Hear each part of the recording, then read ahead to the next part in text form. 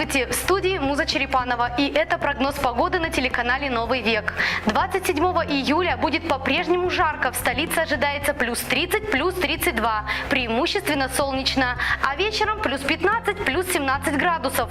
Ожидается северо-западный ветер от 5 до 10 метров в секунду, днем возможны порывы до 13 метров в секунду. По Туве местами ожидаются грозы, возможно усиление северо-западного ветра до 20 метров в секунду, град.